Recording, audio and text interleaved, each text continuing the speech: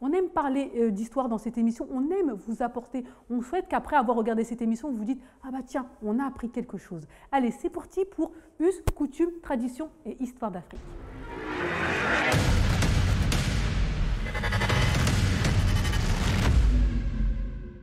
Alors, aujourd'hui, je vais vous parler des Zoulous. Donc, vous connaissez tous les Zoulous, on les trouve où principalement? Afrique du Sud. Oui, c'est ce que je vous l'ai dit tout à l'heure. Non, on savait quand même. Donc, effectivement, les Zoulous représentent aujourd'hui 20% des Sud-Africains. Donc, c'est le groupe ethnique le plus important du pays. Donc, on a connu un peu les Zoulous par leur histoire, notamment en 1918, quand un certain Napoléon Noir décide de fonder un royaume uni. Avant de rentrer dans l'histoire de Chaka Zulu, juste pour vous dire un peu qui sont les Zoulous. Donc, c'est un peuple en fait qui est composé de Bantous, qui lui-même est divisé en plusieurs autres tribus, installées donc principalement au Nigeria à l'époque, jusqu'à l'Afrique du Sud et en allant un petit peu vers l'océan Indien. Donc, ils sont installés là-bas depuis 4000 ans environ. Ils sont agriculteurs, éleveurs et leur particularité, c'est la maîtrise de la technique du fer. En fait, ils créent des lances, des armures, etc. Et la langue principale donc, des Zoulous est le bantou. Donc, les Zoulous, qu'on appelle aussi le peuple du ciel, à l'origine est une toute petite tribu de 1000 personnes.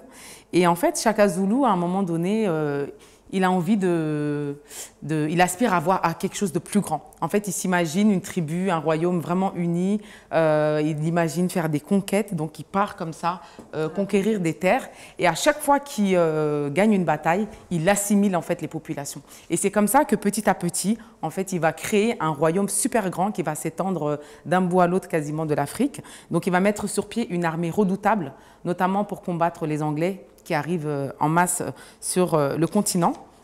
Donc, il va créer une stratégie militaire en récupérant des jeunes très tôt et en les mettant dans différents régiments en fonction de leur capacité physique, leur intelligence, etc. Donc, par ces conquêtes, il va acquérir de nombreux territoires, comme je vous ai dit, qui vont s'étendre quasiment jusqu'à l'océan Indien.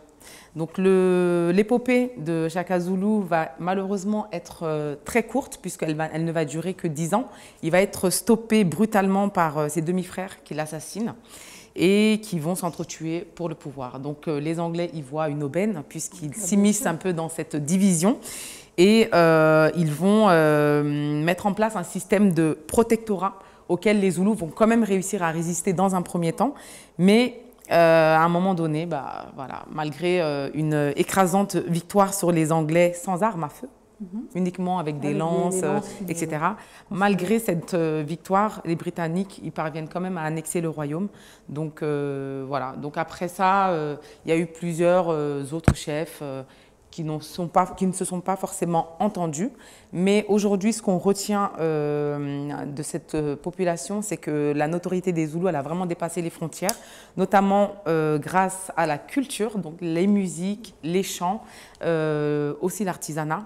Donc, je ne sais pas si vous avez déjà entendu parler d'un Zoulou blanc. Ah oui, bah oui, Johnny Clegg. Voilà, Johnny Clegg. Et ça, tu triches pas un peu? Ouais, T'as pas lu? J'ai rien du tout.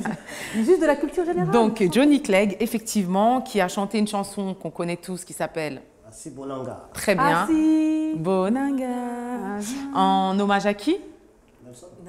À Nelson Mandela, effectivement. Donc, en fait, il faut savoir que Johnny Clegg avait créé un groupe avec d'autres personnes noires. Et le groupe a été, dans un premier temps, censuré dans le pays en plein apartheid. Mais le succès des chansons a dépassé les frontières. Et petit à petit, il a gagné la confiance. Il a gagné la confiance des gens et l'admiration aussi des gens qui étaient assez surpris de voir finalement un Zoulou blanc qui reprend les chansons, qui reprend les danses et qui a permis leur expansion à travers le monde entier. Donc aujourd'hui, en Afrique du Sud, il y a eu une reconstitution d'un village zoulou. Et du coup, voilà, on peut y trouver donc, des personnes habillées comme à l'origine. On peut retrouver des cases, de l'artisanat, des chants et des danses. Donc n'hésitez pas à y faire un tour. Merci d'avoir suivi Diaspafrica avec Orange Money Europe.